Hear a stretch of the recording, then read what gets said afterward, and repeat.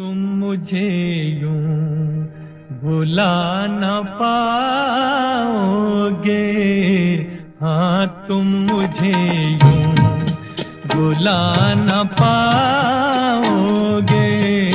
आज हम संगीत की दुनिया के सबसे बड़े सुपरस्टार रफी साहब के बारे में मैं कुछ चीजें आपके साथ शेयर कर रहा हूं। एक आदमी को फांसी लगने वाली थी। जब उससे पूछा गया कि तुम्हारी आखिरी इच्छा क्या है, तो उसने बोला कि साहब मुझे बैजू बावरा का रखवाला गाना सुना दीजिए। आप सोचिए, उसने न तो बोला कि मेरे परिवार वालों को मिलाओ, न उसने बोला कि मुझे कुछ खाना है कि कुछ पहनना है। बोला रफी रखवाले बैजू बावरा का जब गाना भी रिकॉर्डिंग जब हो रही थी तो नौशाद साहब ने सबको बोला था, जितने भी कलाकार जो गाने वाले थे और बाशिंदे थे, कि सब पाकीज़गी से आना, कि इतना ये कृष्ण भजन है और सबों ने इतनी पाकीज़गी और पवित्रता से वो गाना गाया था कि वो गाना गाते वक्त रफी साहब के गले के अंदर से खून गिर गया था।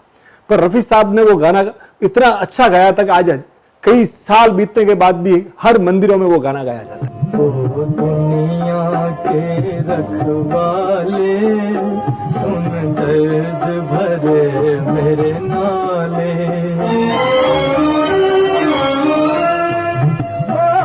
लुट गई मेरे प्यार की नगरी, अब तो नीर बहाले। रफी साहब के जीवन का एक और है। 1969 में आराधना आई और राजेश खन्ना और किशोर दा के कॉम्बिनेशन से जबरदस्त गाने चल पड़े। तो 1970 में उनकी एक पिक्चर बन रही थी हाथी मेरे साथी। सब गाने तो किशोर दा ने शूट कर लिए। एक गाना एक बार, दो बार, तीन बार, चार बार गा लिया, पर किशोर दा से सेट नहीं हो रहा था। तो किशोर दा ने बोला भाई ये गाना तो अभी मेरा है। तो लक्ष्मीकांत प्यारेलाल ने बोला कि ये गाना हटा दो।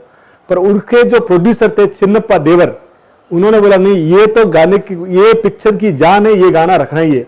और तब किशोर दा ने बोला ये गाना, आपको इस गाने के साथ रफी साहब ही न्याय कर सकते। तो रफी साहब को किशोर दा ने रिक्वेस्ट किया और वो गाना गाया। नफरत की दुनिया को छोड़ के प्यार की दुनिया में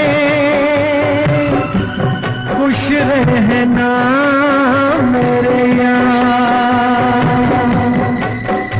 इस झूठ की नगरी से तोड़ के नाता जा प्यारे,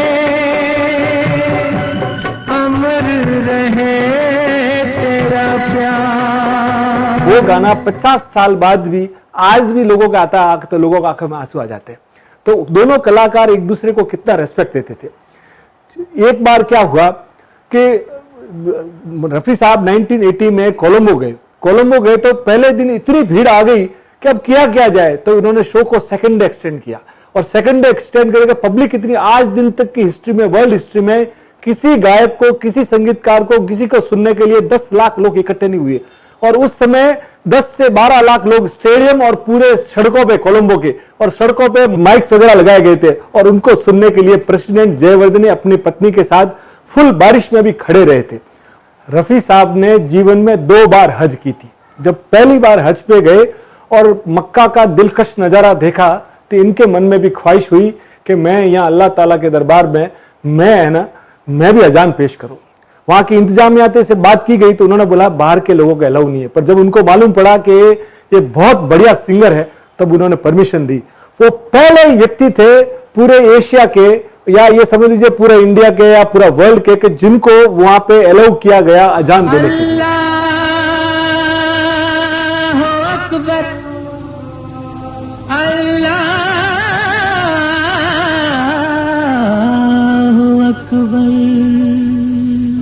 और उन्होंने वो इतनी बढ़िया अजान वहां पे दी कि वो लोगों के दिल मचल उठे और लोगों के आंखों से खुशी के आंसू निकल पड़े। ऐसे थे रफी साहब। से उसके आए बाहर, जाने से उसके जाए बाहर, बड़ी मस्तानी है मेरी महबूबा, मेरी जिंदगानी है मेरी महबूबा।